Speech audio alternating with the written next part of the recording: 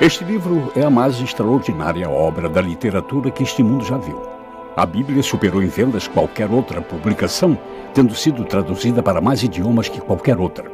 Algumas pessoas eram tão devotas à crença de este ser o livro da Palavra de Deus que estavam dispostas até a morrer por ele.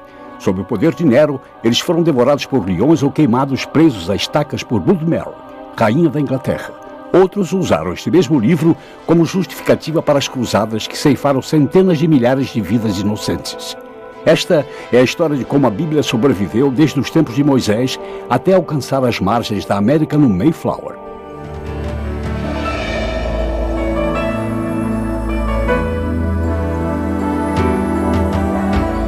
Numa distribuição Buena Vista Filmes, O Livro Eterno. Versão brasileira, Audio News. A história da Bíblia.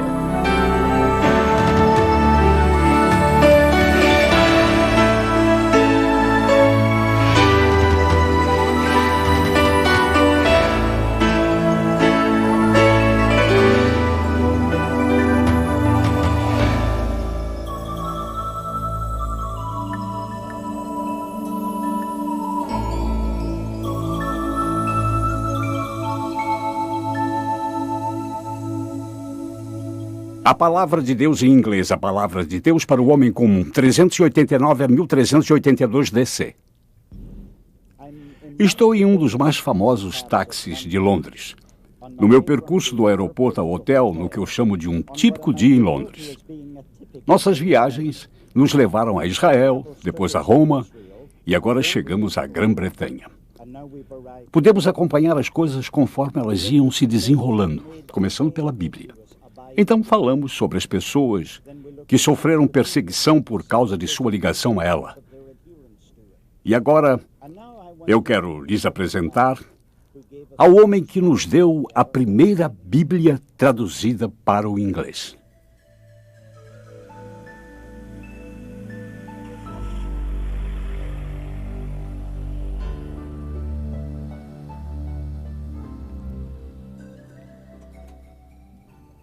Obrigado. Obrigado. Vamos também falar sobre o fósforo que deu início ao fogo da reforma. Continue ligado, sim?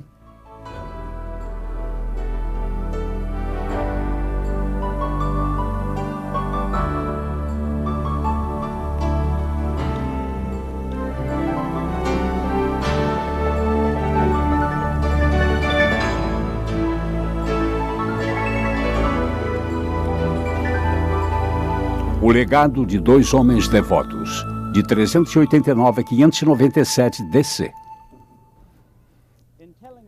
Falando sobre a história da difusão do cristianismo, farei uma pausa para lhes contar como ele chegou às margens do Império. Por este motivo estou aqui, próximo a uma antiga muralha romana que data do ano 55 AC. O cristianismo chegou à Grã-Bretanha através do exército. Este certamente contribuiu para a difusão do cristianismo no país. Descobri um lugar aqui na Inglaterra que foi escavado e onde viveu um general romano, e havia uma espécie de simbolismo nos muros da casa. Há um sinal e a cabeça de Cristo que datam do século IV e que se encontram no Museu Britânico. É um mosaico feito de azulejo e é de uma época que prova que o cristianismo esteve nesta ilha por volta do século III. Para contar melhor a história de como isto se deu nesta ilha, tenho o privilégio de lhes apresentar a dois homens muito importantes. Escócia. Embora muito do que sabemos sejam conjecturas, São Patrick parece ter nascido na Escócia no ano 389 DC. Seu pai era considerado um homem rico. Era diácono e, sem dúvida, São Patrick foi instruído na disciplina cristã. Quando tinha 16 anos, um grupo de saqueadores pilhou sua vila e ele foi levado cativo à Irlanda. Trabalhou durante 6 anos como líder dos pastores de ovelhas. Sua visão religiosa o manteve vivo. São Patrick conseguiu escapar e encontrou um grupo de comerciantes marítimos que estavam levando cães irlandeses para o continente. Ele tratou com eles para que o deixassem ir junto e 3 dias depois aportavam na França. Ele permaneceu em companhia desses homens nos 2 primeiros meses e então fixou-se em algum lugar na área do Mediterrâneo. Mas a saudade de casa era tão forte que ele logo voltou à sua cidade natal. Segundo a lenda, um dia ele foi visitado em sonho por um homem chamado Vitório. Ele carregava alguns rolos de pergaminho.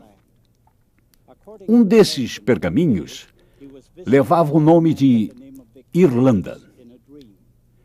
Vitório pegou o pergaminho e entregou a São Patrick e disse: "Venha e esteja entre nós novamente." E baseado nisto, São Patrick se comprometeu a retornar à cidade onde fora sua prisão e tentar ganhar aquelas pessoas para Cristo.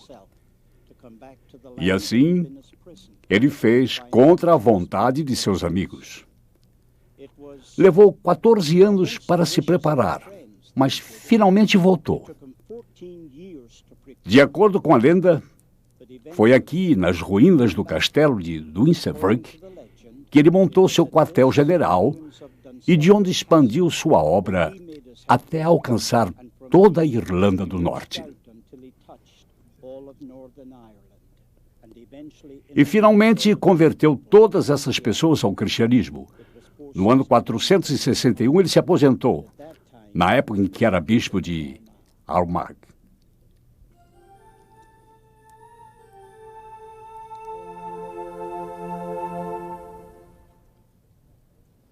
De acordo com a lenda, esta rocha acinzentada atrás de mim foi o lugar do descanso final de São Patrick. Mas antes de concluirmos o capítulo de sua vida, eu gostaria de fazer 2 adendos ao que já foi dito. Primeiro, foi este homem que trouxe o cristianismo à Irlanda. Historiadores discordam com inúmeros fatos de sua vida, mas nenhum deles contesta essa questão.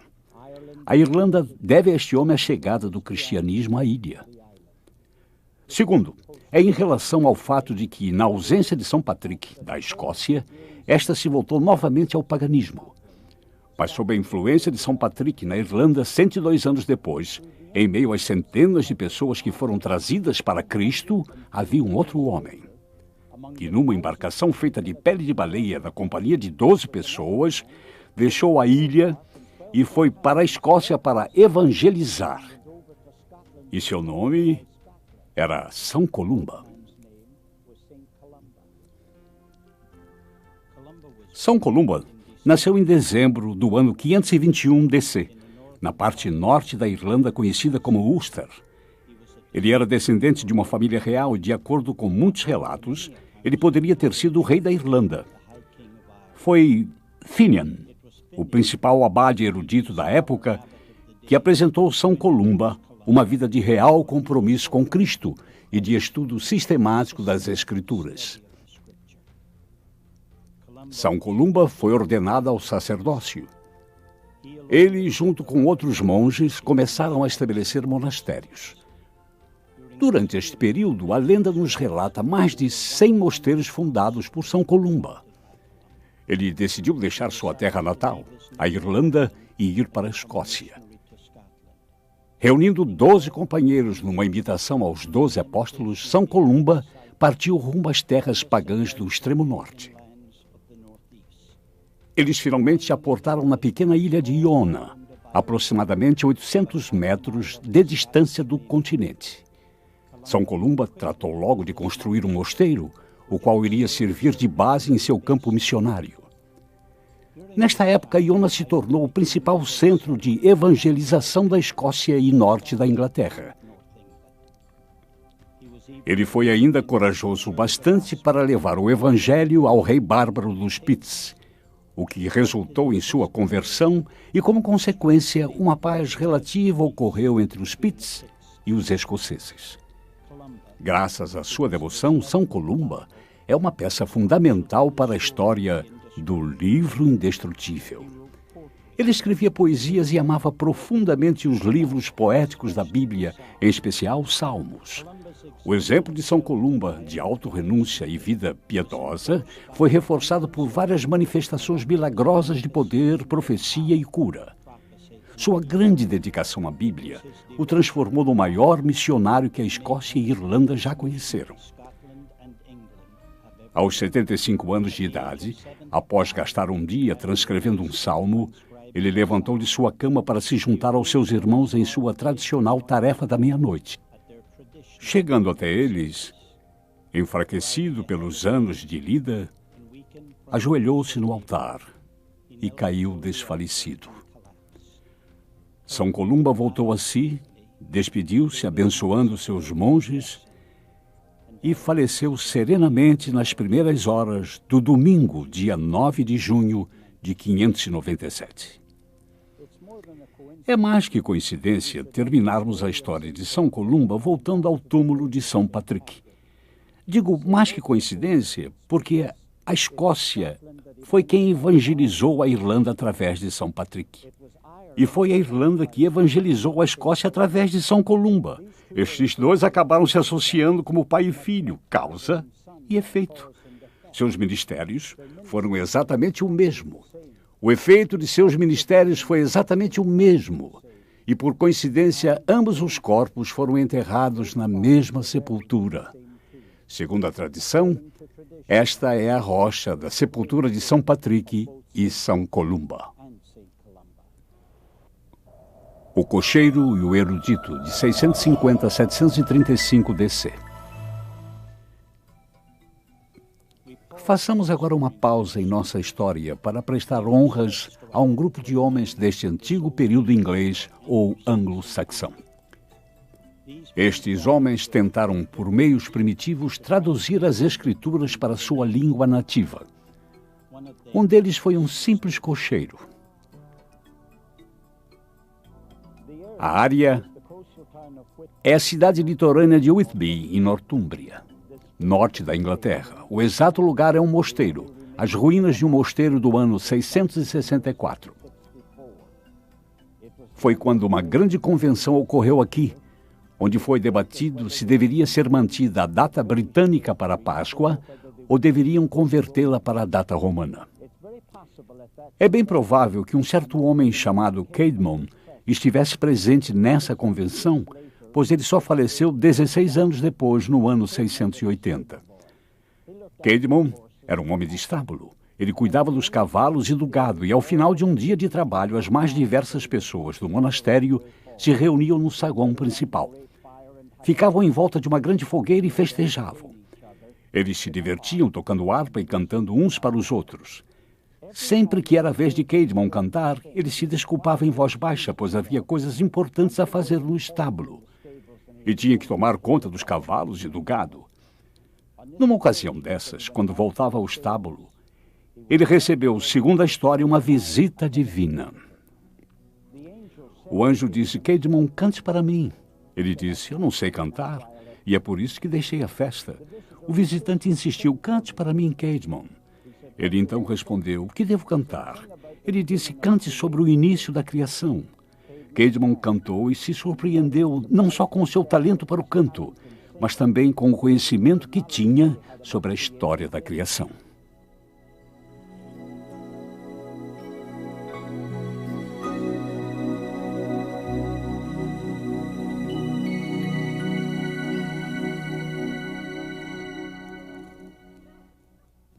No dia seguinte, o anjo se foi, mas o dom permaneceu.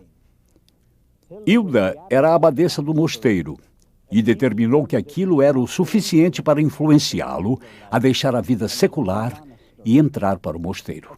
É lógico que se ele tivesse que ministrar, teria que antes ouvir um padre ler a Bíblia em latim e logo após explicar em inglês o que significava, o que ele fazia em forma de poesia. Incidentalmente, embora primitiva, acabou sendo a primeira tradução da Bíblia para o inglês. Ele ministrava com seus dons, encantando as pessoas nesse processo, além de levar a palavra de Deus. Durham, Inglaterra.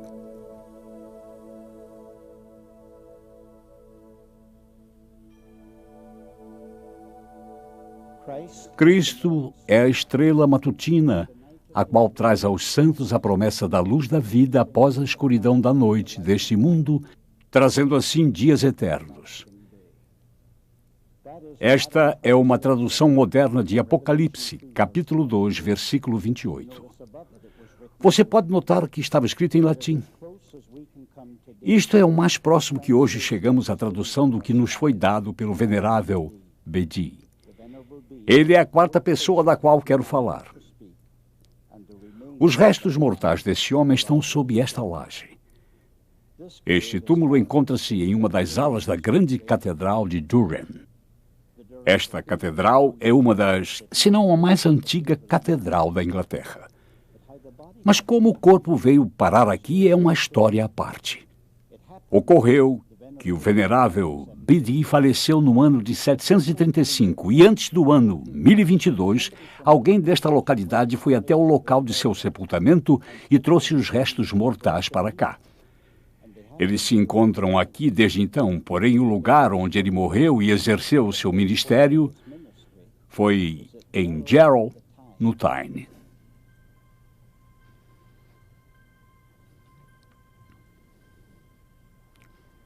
O venerável Bedi era um monge, um erudito, matemático, historiador, teólogo. Foi ele quem escreveu a história eclesiástica da Inglaterra. E com isso conquistou o título de pai da história inglesa. Mas sua última e maior obra foi a tradução do Evangelho de João. Ele estava bastante debilitado e fraco naquela época. Por isso traduzia e ditava a um escriba o que seria escrito. Numa certa ocasião, o escriba foi até seu mestre informá-lo que já estavam no último capítulo, mas que temia que, devido ao seu estado, não conseguissem concluir. Não, disse Bedi.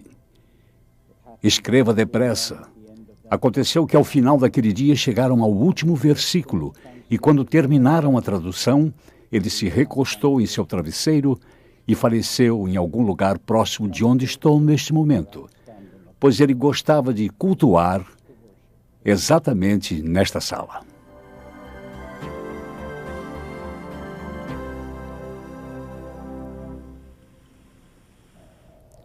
A Era da Intolerância, de 1100 a 1300 DC.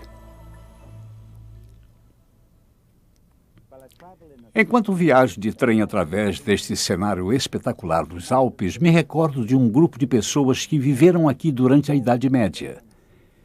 Eram chamados albigenses. Possuíam este nome porque o nome da cidade de onde vinham era Albi. Eles tinham o que alguns chamariam de pontos de vista estranhos.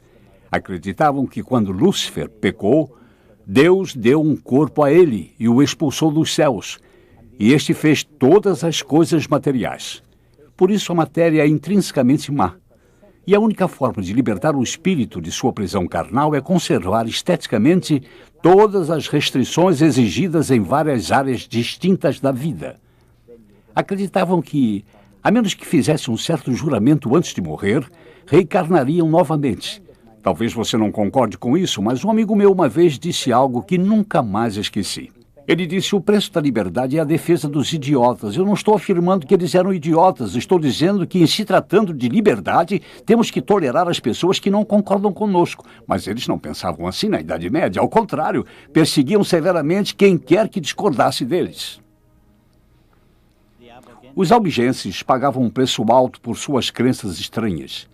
Eram perseguidos e mortos. Na França, no ano 1210, em apenas um dia, 200 pessoas foram queimadas até a morte. Outro grupo que foi impiedosamente perseguido e morto foram os valdenses.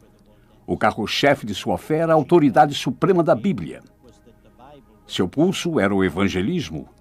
Acreditavam que os líderes deviam abandonar a vida secular, viver de doações e pregar a palavra.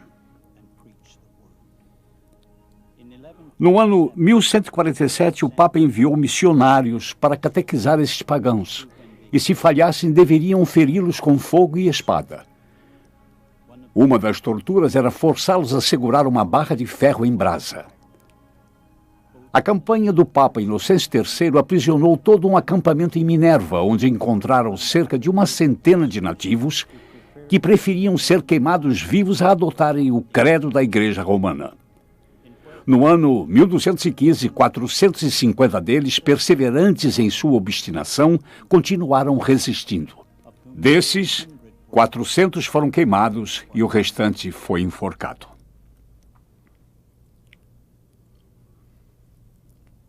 A perseguição, de fato, teve o mesmo efeito que tivera na Roma Antiga. Multiplicou-se o número de pessoas e fortaleceu sua resolução. Foi quando vieram para o Vale Piedmont, nos Alpes, e assim fizeram para se refugiarem. Mas houve um abalo mundial em maio de 1655. Emanuel II introduziu seu exército para obrigar um édito. O édito consistia em renegar a fé ou desocupar o lugar. O mundo ficou perplexo com isso. Muitos mandaram suas mulheres, crianças e idosos para as regiões montanhosas, para que ficassem seguros, enquanto os jovens e os homens ficaram para esperar o inimigo. Mas o inimigo acabou encontrando o esconderijo onde estavam as mulheres, idosos e crianças. Eles foram empurrados do alto. Até mulheres com crianças nos braços eram lançadas daquelas montanhas íngremes. Foi John Middleton que disse que seus corpos estavam espalhados no frio das montanhas alpinas. Encorajaram Oliver Cromwell a escrever uma carta pública, e assim ele fez, trazendo a todos um alívio temporário.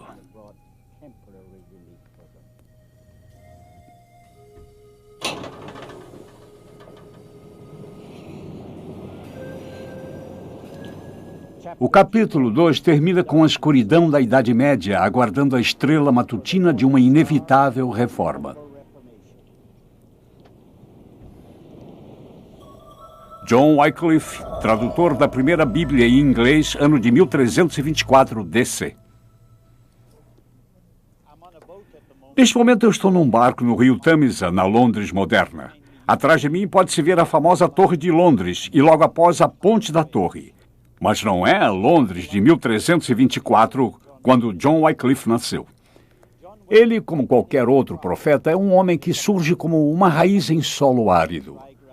Para se ter uma ideia da aridez do solo daquela época, permita-me antes contar que ele nasceu em 1324, cerca de 10 quilômetros de distância de Richmond, em Yorkshire.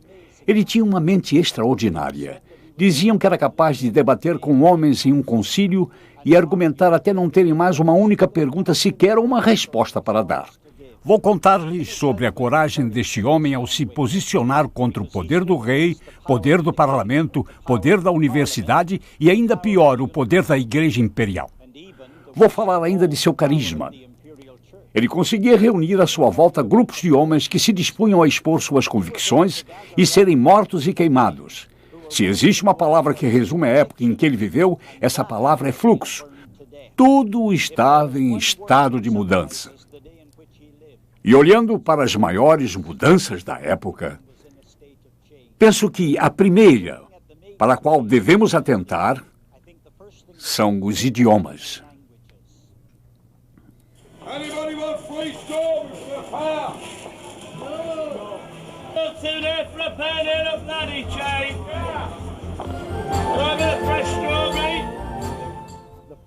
A primeira importante área é a da linguagem.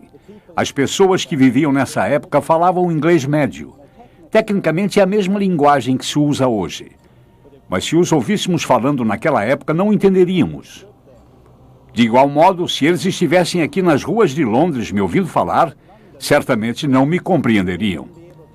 Perceba que o inglês é um aglomerado de linguagens e passou por 3 estágios distintos. O inglês arcaico data do século VII.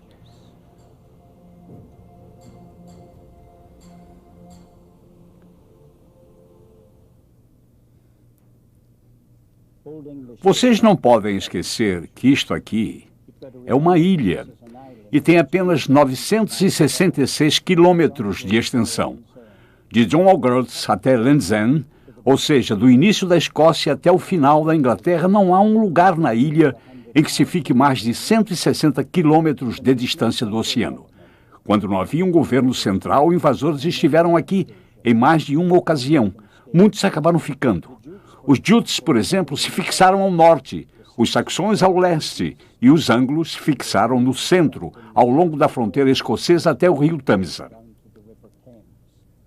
A língua falada pelos anglos era a de Marcian, e era o tipo de linguagem usada aqui em Londres naquela época.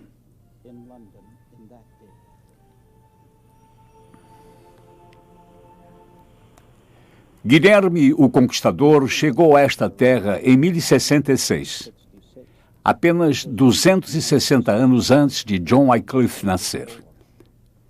Ele falava outro idioma, falava o francês, porém decidiram estabelecer uma língua comum para os que entravam e saíam do porto de Londres. Não foi tomado por base o francês e sim o Marcian, mas esse se desenvolveu agregando palavras de outros idiomas. Por exemplo, pegaram palavras do alemão, pegaram palavras do francês e até palavras do grego. Com isso, tinham 2 conjuntos básicos de palavras. O homem que trabalhava no campo, por exemplo, falava cordeiro, enquanto o homem que se servia à mesa falava carneiro. Sem dúvida, 2 homens promoveram grandiosamente o inglês médio. Um deles foi Geoffrey Chaucer. Ele escrevia poesia, como é tão familiar os contos de Canterbury. O outro foi John Wycliffe. Ele escrevia em prosa e produziu bastante com sua caneta. Quanto a isso, não há dúvida, esses homens eram parceiros, companheiros e certamente influenciaram muito um ao outro.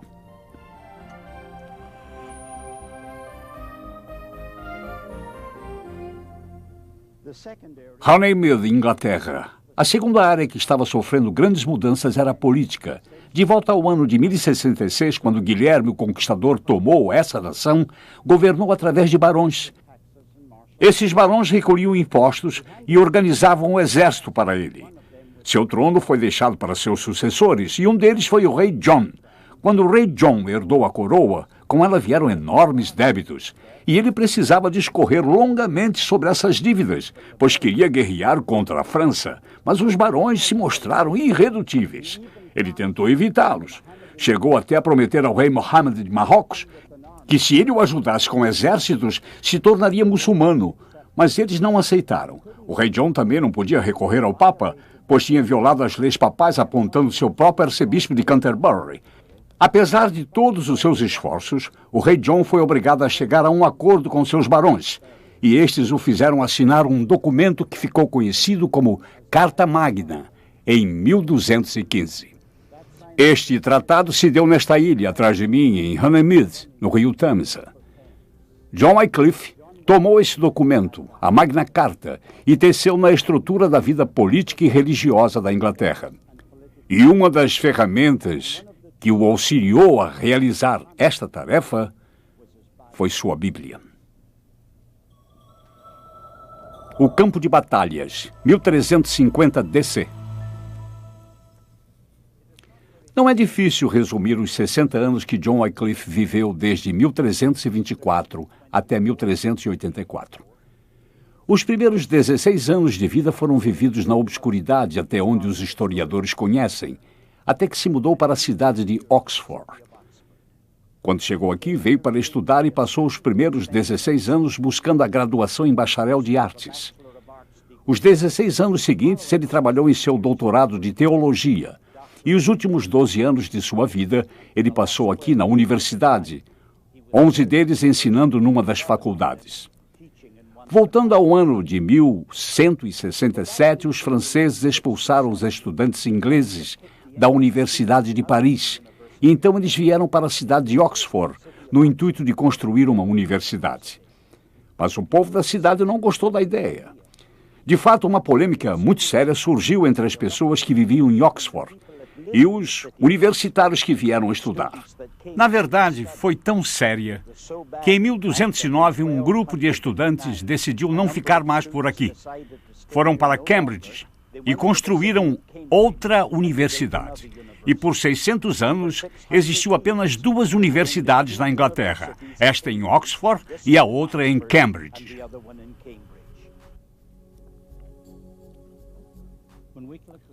Quando Wycliffe tinha 24 anos, uma terrível peste negra assolou a Europa e, por fim, chegou à Inglaterra. Não havia cura. Seus tentáculos alcançavam ricos e pobres, jovens e velhos, e causou grande temor ao coração de Wycliffe. O povo de Londres passou a utilizar os campos abertos de Smithfield como um local comum para enterros, onde colocavam 200 vítimas todos os dias. Aquele luto diário continuou até que a praga tivesse dizimado centenas de milhares de vidas.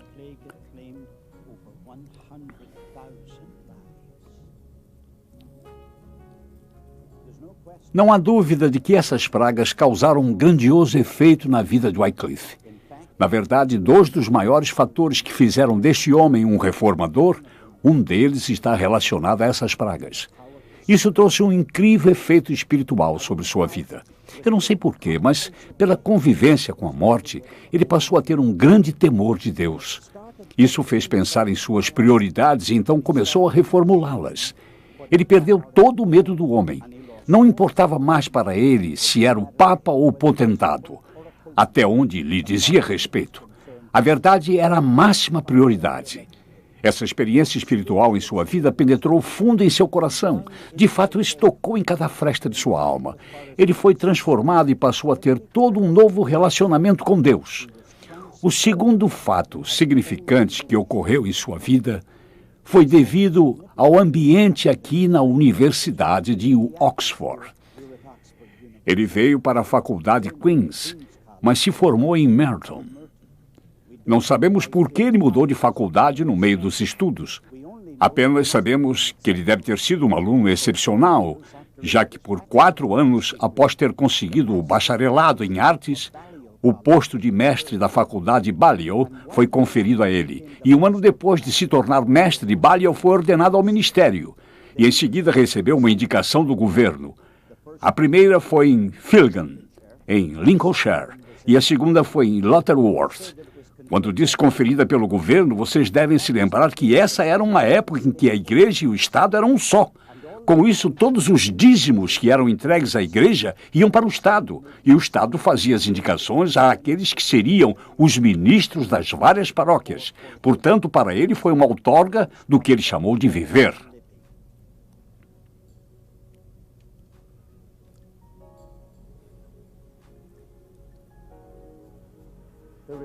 Não há dúvida de que sua estada aqui em Oxford causou um efeito enorme em sua vida como um reformador. A maneira como eles faziam as coisas naquela época, a atmosfera acadêmica, era diferente. Não era uma simples questão de ser capaz de fazer suas anotações durante a aula e reproduzi-las nos exames.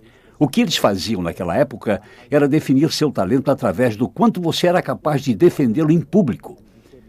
Esses debates eram comuns e assim ele se tornou um mestre em debates. As coisas começaram a ficar menos cinza e bem mais preto ou branco.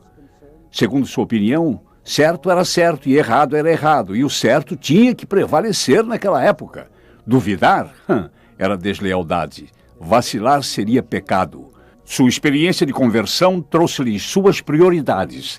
Sua experiência em debates trouxe-lhe suas definições e ambas trouxeram a ele suas convicções. Não há dúvida quanto a isso. Foram nesses salões de aprendizagem que nasceu o reformador. A Guerra Fria, 1351 a 1372 DC. Naquele tempo havia uma guerra fria entre a cidade de Roma e a cidade de Oxford, e existiam 2 frentes de batalha. A primeira era no campo da política. Todos os cargos importantes do Estado estavam sendo ocupados pelos membros do clero. E por que não? Eles formavam um grupo de pessoas cultas, exerciam também grande influência e eram bastante empreendedores. Mas Wycliffe achava que isso estava além de sua dignidade. Eles eram chamados para algo maior que participar de política, para o comando daquilo que era considerado pobre para a política. Ao mesmo tempo que Wycliffe propunha um trato para esta questão, os conselhos do parlamento apresentavam uma petição ao rei, e ambos negociaram com o punho de ferro que a Roma tinha na Inglaterra. Não havia dúvidas sobre isso. Indicações estavam sendo feitas e os cargos estavam sendo ocupados por pessoas que não eram do país. Viviam como estrangeiros e levavam salários lucrativos para fora do país. Alguns deles nunca tinham colocado os pés em solo inglês.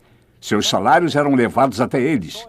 Tinham subordinados que eram comprados, vendidos e negociados para servirem os superiores eclesiásticos. Não era tão ruim assim, mas a situação se tornou muito mais ofensiva quando os franceses foram selecionados para essas indicações na Inglaterra. Não se esqueçam de que isso aconteceu numa época em que a Inglaterra estava envolvida numa guerra de 100 anos com a França. e isso incitou os humores no país. Por esta razão, o parlamento aprovou 2 estatutos importantes. O primeiro defendia que qualquer compromisso da igreja estrangeira dentro do reino inglês tinha que adquirir a aprovação do rei. A segunda lei impedia qualquer tribunal estrangeiro de exigir juízo ou proferir uma penalidade para qualquer inglês, a menos que passasse antes por um tribunal inglês.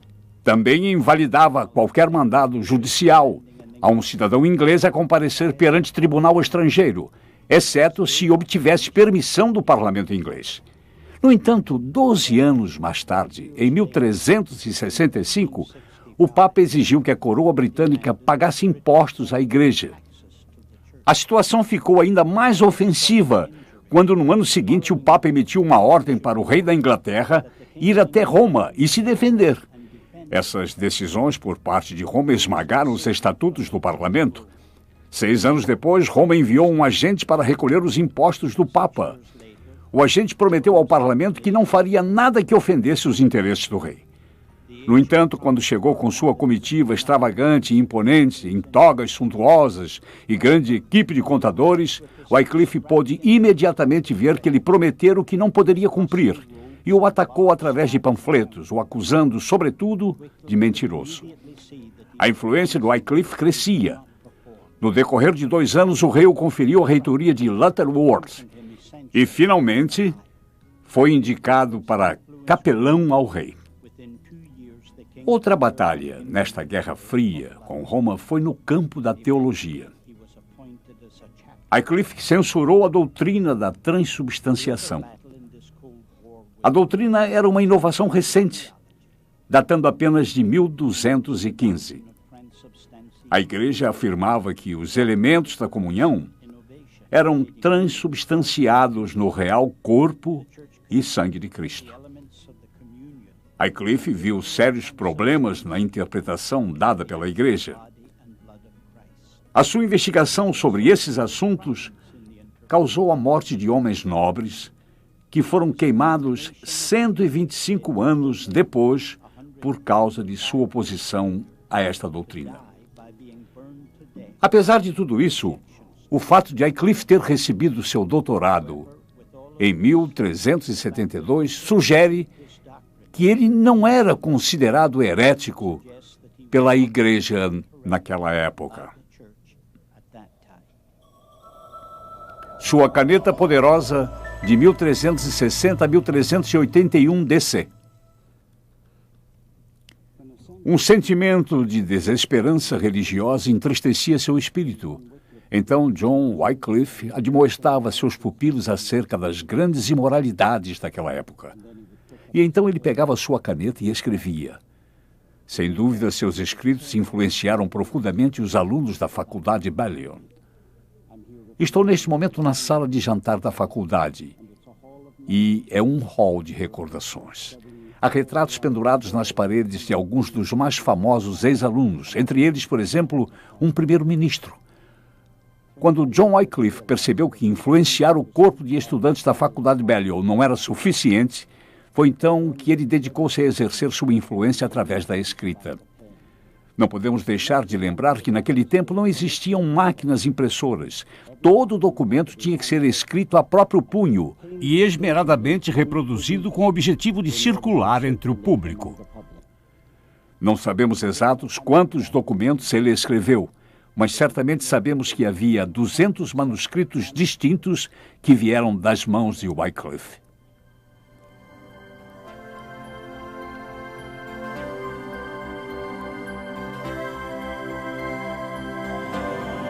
Londres, Inglaterra, Conselho Parlamentar.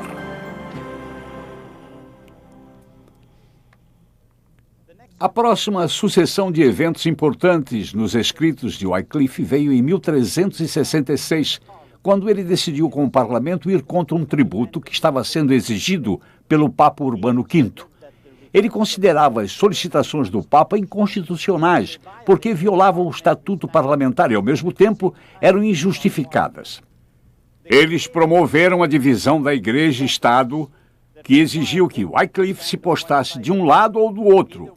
Ou ele defendia a Igreja, ou defendia o Estado. Naquela ocasião, ele acreditava que a Igreja estava sendo injusta com o Estado.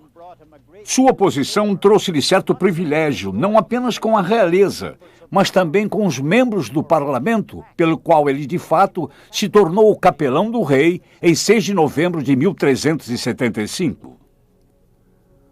Sua caneta se tornou a arma que ele usava com habilidade. Em seus escritos, ele se tornara tanto dinâmico quanto forte. Ele declarou convicções ousadas, como a citação: "A Inglaterra não pertence a ninguém. O Papa é apenas um homem sujeito ao pecado. Mas Cristo é o Senhor dos senhores, e este reino é sustentado diretamente e unicamente por Cristo." Ele considerou a divisão entre Roma e Londres irreconciliável.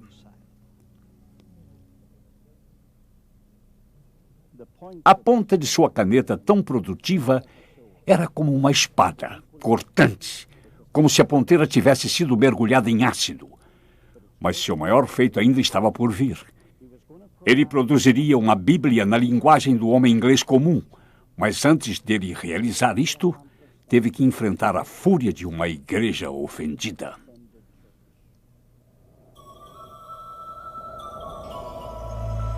Heresia, de 1377 a 1383 DC. Catedral de São Paulo, Londres, Inglaterra. Após Wycliffe ter escrito seu domínio civil, todas as ameaças contra ele acabaram se tornando ataques. Sabiam que sua boca deveria ser silenciada, mas não imaginavam como fazer tal coisa sem ter antes que convencer o público de que ele era culpado por heresia. Para convencê-los de que ele era um herege, teriam que levá-lo a juízo. E este foi o primeiro desses tribunais que aconteceram na Catedral de São Paulo. 5 bulas papais foram publicadas e apresentadas a Eduardo III, que na época estava muito doente. A bula papal é um mandamento que é dado pelo Papa. A um grupo de monges mendicantes era dado os escritos de Wycliffe, e eles deveriam analisar minuciosamente e descobrir se havia alguma heresia. E a conclusão foi que conseguiram enumerar 19 heresias. Com base nisso, o Papa ordenou sua prisão e que lá permanecesse por um período de 3 meses. E aí então deveria comparecer perante o Papa em Roma. No entanto, Wycliffe ficou doente e Eduardo III morreu. E tais bulas perderam seu efeito na Inglaterra.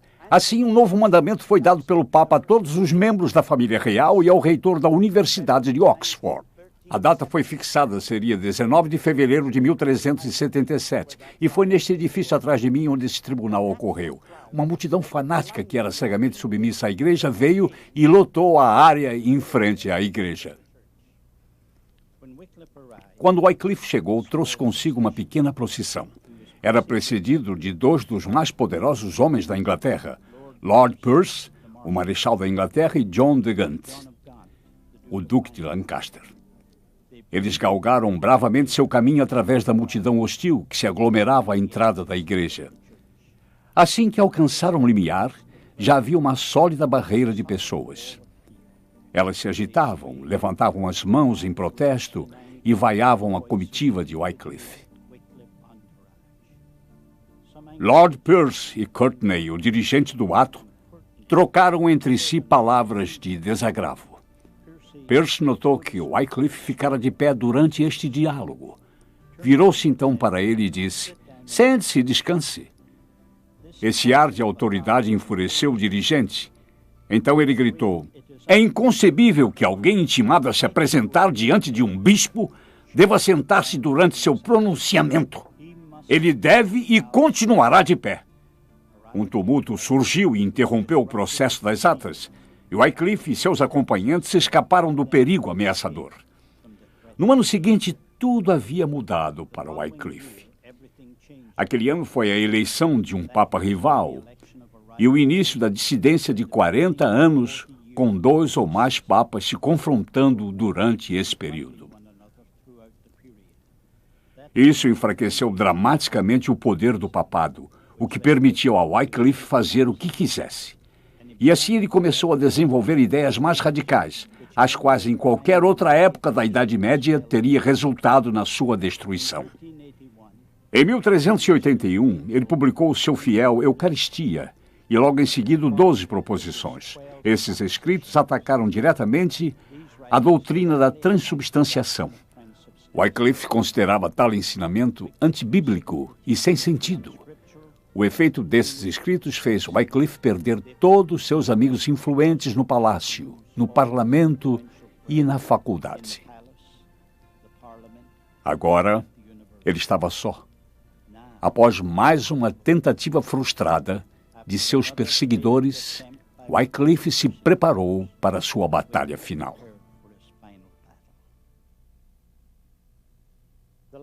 O último julgamento que teve que enfrentar foi em 1383 e ocorreu aqui na cidade de Oxford. Eles tinham convencido o rei, assim como os membros do parlamento e as pessoas da universidade, de que ele devia ser interrogado acerca da Santa Ceia. Seria um júri formado por colegas em que iriam examiná-lo e ele se postou diante dele como se fosse doutor no Evangelho. Queriam saber se as acusações contra ele eram verdadeiras e, em caso afirmativo, por que defendia tais crenças. Ele fez um longo discurso. Todos ouviram em silêncio cada palavra que foi dita. E quando ele terminou, nenhum deles fez sequer uma pergunta de esclarecimento. Houve um silêncio total e profundo. Ele aguardava as ordens, mas nenhuma instrução partiu deles. Ele recolheu o material que usara para o discurso, o colocou de volta na sacola e ainda aguardava por instruções. Já que nenhuma foi dada, ele simplesmente deu as costas. E foi a última vez que sua voz foi ouvida na cidade de Oxford. Aquela cidade havia sido seu lar por 43 anos. E quando saiu do julgamento, nunca mais voltou a Oxford. A primeira Bíblia em inglês, 1382 DC. Em 1378, Wycliffe e seus discípulos começaram a traduzir toda a Bíblia para a língua inglesa pela primeira vez. É impossível estimar o valor da influência desta obra notável.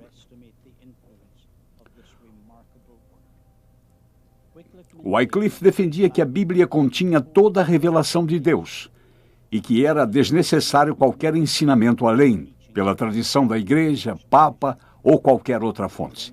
Além disso, qualquer outra autoridade, tradição ou até os papas deveriam ser avaliados através das Escrituras. E, por fim, que houvesse livre acesso à Bíblia para todos os cristãos, até mesmo aos plebeus. E, em seguida, naturalmente, que a Bíblia fosse traduzida para a linguagem comum do povo. Não foi uma tradução das línguas originais por duas razões. Os manuscritos que mais tarde foram disponibilizados ainda não tinham sido descobertos, e os idiomas nos quais os documentos originais foram escritos eram ainda desconhecidos na Inglaterra. Mas Wycliffe era bom em latim clássico, e a fonte de sua tradução das Escrituras foi a Vulgata Latina de Jerônimo, do ano 405 d.C. Quanto tempo Wycliffe e seus discípulos levaram para traduzir o Novo Testamento, nós não sabemos. Sabemos apenas que isto se deu quando ainda lecionava em Oxford, pois só a concluiu em 1380. Presumindo que o trabalho de tradução levaria alguns anos, subentende-se que isso foi desnecessário por causa das ameaças contra sua vida na Catedral de São Paulo e mais tarde no Palácio Lambeth. Ele acreditava piamente que iria terminar seus dias numa masmorra em uma das 7 colinas de Roma, ou numa fogueira em Londres. Certa vez perguntaram a ele, por que você fala em procurar a coroa do martírio? Pregue o Evangelho de Cristo para os prelados altivos e o martírio não tardará em encontrá-lo. O quê? Disse ele. Devo viver em silêncio? Nunca. Deixe que o infortúnio venha. Eu estarei aguardando. Ele deduziu que a vida era incerta, que nenhum efeito suportável resultaria de seus esforços. Além disso, o livro indestrutível chegaria às mãos de jovens pregadores. Em 1382, ele concluiu o Velho Testamento e, pela primeira vez na história da Inglaterra, o povo teve a Bíblia em sua própria língua. Atrás de mim está a igreja paroquial de Lutterworth, onde John Wycliffe foi reitor nos últimos 12 anos de sua vida. Ele não vinha aqui com tanta frequência até deixar a cidade de Oxford, quando veio para copiar suas Bíblias. Para reproduzir uma de suas Bíblias, toda escrita à mão, levou 10 meses.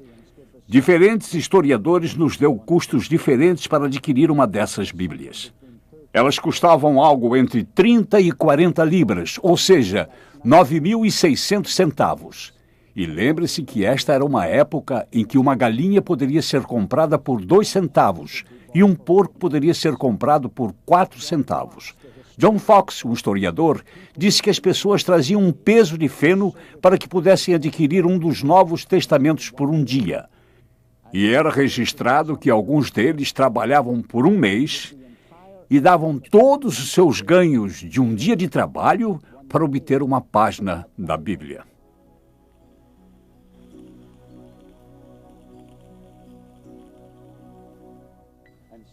Estou aqui junto ao púlpito do qual John Wycliffe pregou nos últimos anos de sua vida. Percebo que este é um púlpito moderno, se comparado a outros, mas entendo que há fragmentos da Bíblia que datam daquela época. Estranho quando se pensa nisso. Dos limites deste pequeno pódio, sua voz ecoou tão claramente que alcançou de norte a sul esta nação. E em seus últimos dias, suas pregações não saíram deste púlpito, e sim desta alcova à minha esquerda. Foi em 28 de dezembro do ano de 1384 que o famoso reitor da paróquia celebrou sua última comunhão do ano. De fato, esta veio a ser a última comunhão de sua vida. Ele conduziu por um tempo a cerimônia até que sofreu um infarto. E a providência divina o fez retirar-se, e ele tombou sobre a cadeira que está bem atrás de mim. 4 homens se levantaram da congregação e, em silêncio, caminharam em sua direção. E pegaram a cadeira pelos 4 cantos com seu corpo ainda ali, e em reverência a trouxeram por esta porta lateral, e depois através dos jardins. 2 dias depois, em 31 de dezembro, deu seu último suspiro.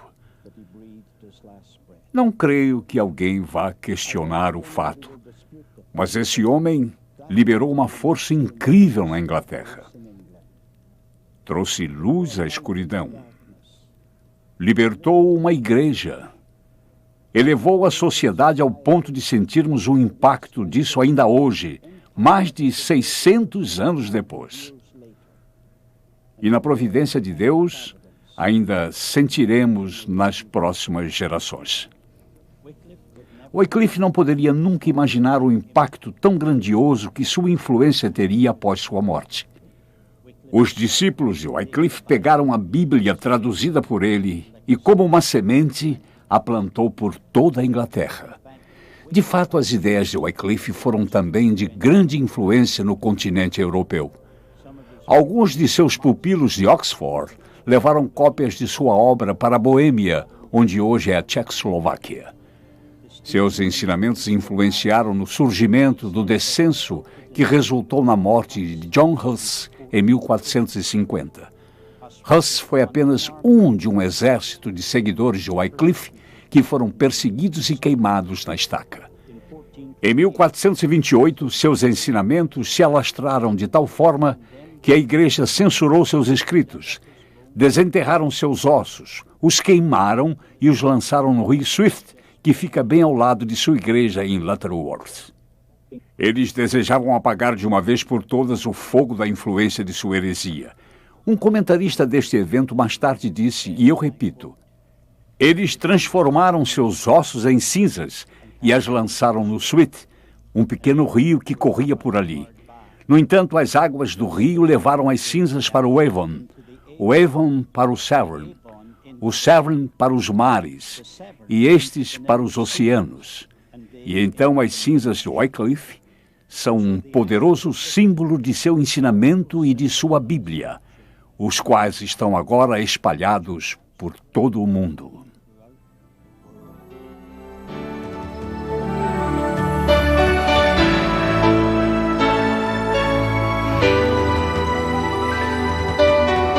Versão brasileira Audio News.